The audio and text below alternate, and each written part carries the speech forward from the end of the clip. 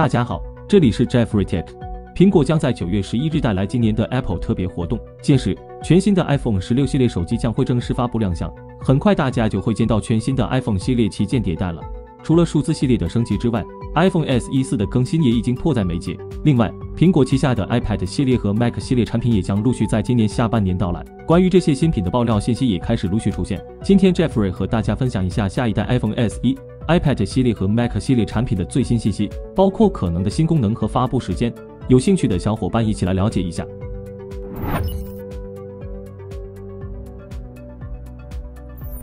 按照最新的消息来看，全新的 Mac 系列设备并不会在9月的发布活动中与 iPhone 16系列一同亮相，而是会在10月份单独发布。据 Mark Gurman 爆料，新款 iPad mini 也将在活动中与 Mac 系列产品一同到来，这将是苹果史上最具性价比的 iPad 产品。目前的第6代 iPad mini 在2021年9月发布亮相，如今已经过去了3年的时间，不少用户都在期待该系列设备的迭代更新。据悉，针对上一代产品 iPad mini 6存在的果冻屏问题， iPad mini 7将进行重点优化。为了解决这一问题，苹果改变了 iPad mini 7的屏幕装配方向。所谓的果冻屏现象指的是屏幕撕裂，在竖屏状态下，用户用手指上下滑动屏幕时，屏幕两侧的刷新率不一致，导致屏幕内容出现像果冻一样晃动的效果。具体到 iPad mini 6上，当用户划过屏幕时，屏幕会以波浪状的方式显示内容，割裂感十分明显。尽管 iPad mini 7会对这个问题进行优化，但可能无法完全避免。另外，消息称 iPad mini 7将支持 Apple Intelligence， 这意味着 iPad mini 7将搭载 A17 Pro 或者 A18 系列芯片，并且至少要配备8GB 内存。在网络层面， iPad mini 7将支持 Wi-Fi 6E， 这是 Wi-Fi 6的增强版本，以代表 Extended Wi-Fi 6E 将 Wi-Fi 6的功能扩展到 6GHz 频段，提供更高的并发、更低的时延和更大的带宽。与此同时，在今年10月份的发布活动中，苹果还有望带来全新的 Mac 系列芯片。相关消息显示，苹果加大了对4款配备 M4 芯片的新 Mac 机型的测试力度，并计划在今年更新 MacBook Pro、Mac mini 和 iMac 的 M4 芯片版本。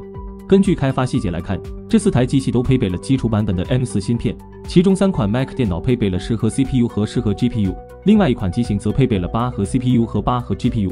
这与目前为止的 M4 芯片配置不同。据悉，目前的 256GB 和 512GB 的 iPad Pro 机型配备的 M4 芯片具有9核 CPU 和10核 GPU， 而1 TB 和2 TB 机型使用的芯片则具有10核 CPU 和10核 GPU。也就是说，高端 iPad 产品的芯片与部分 Mac 机型的芯片相同。同时，这4款全新的 M4 Mac 电脑都有 16GB 或 32GB 的统一内存。除此之外，现有的爆料没有提到 M4 Pro 或 M4 Max 芯片。据推测，这些芯片将用于高端的 Mac mini 以及14英寸或16英寸的 MacBook Pro 产品。同时， M4 Pro 和 M4 Max 芯片将拥有更多的 CPU 和 GPU 内核，以及更大的最大内存。此前有传言称，14英寸和16英寸的 MacBook Pro 机型都将进行更新，且苹果正在研发的新款更轻薄的 Mac mini 将提供 M4 和 M4 Pro 2种芯片选择。不过，目前暂时还没有这些高端芯片产品的更多信息，也就还不能确定苹果在10月是否只推出配备基础版本 M4 芯片的低端机型，还是会一同推出 M4、M4 Pro 和 M4 Max 机型。综合来看，在今年接下来的几个月中，除了备受期待的 iPhone 16系列新机外，还将到来全新的 iPad mini 和 Mac 系列新品，感兴趣的小伙伴可以保持关注了。另外，大家关心的 iPhone SE 4最近也有了新消息，距离苹果发布当前的 iPhone SE 3已经超过1年了，这款设备的更新已经迫在眉睫。总的来说，下一代 iPhone SE 预计将采用类似 iPhone 14的设计，并具备以下特性：6.1英寸 OLED 显示屏、A18 芯片、Face ID、USB-C 接口、操作按钮、苹果自研 5G 芯片、单 48MP 后置摄像头、8GB 内存，支持 Apple Intelligence。Gurman 认为，下一代 iPhone SE 的价格可能在400到500美元之间。这样一来，即使新设备屏幕更大，功能更现代，它依然会是 iPhone 系列中的性价比机型。值得一提的是， iPhone SE 4将配备 OLED 显示屏，这也意味着 LCD 屏幕可能要从 iPhone 上彻底消失了。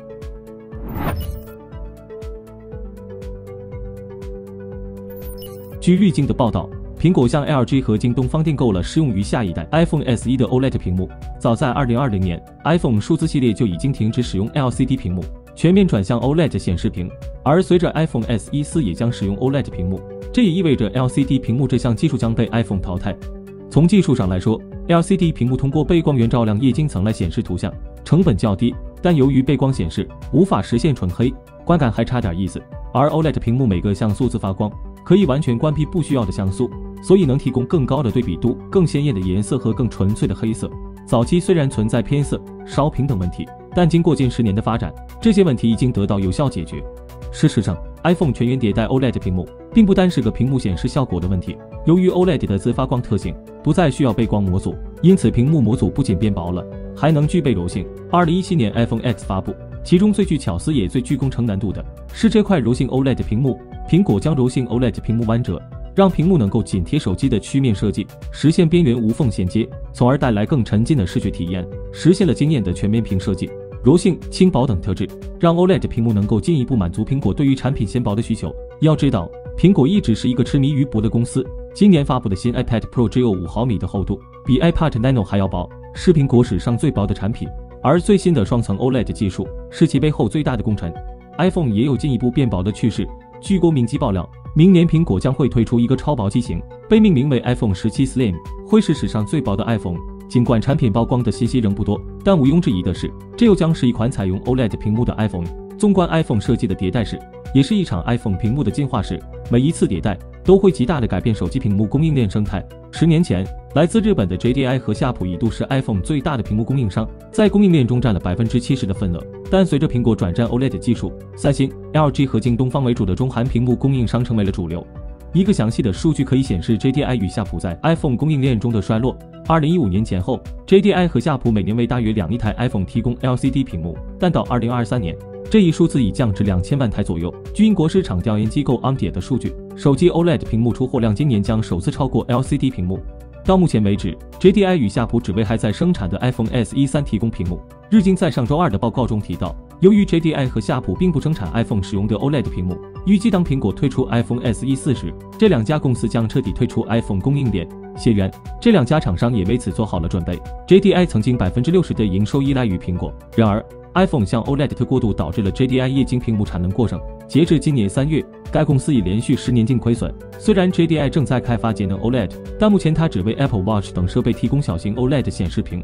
目前 JDI 已经转移方向，围绕汽车应用的液晶屏幕改造其业务战略。夏普也正在缩减其 LCD 业务。该公司在8月份停止了大阪色靠艺工厂的运营，并减少了3重县开美奥马工厂的产能。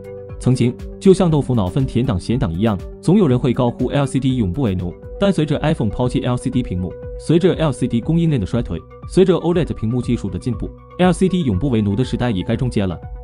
以上就是本期视频的全部内容了。你对接下来的 iPad 和 Mac 产品有兴趣吗？对 LCD 的终结怎么看？欢迎和我们交流互动。想了解更多数码资讯，记得关注我们的频道。我们下期再见。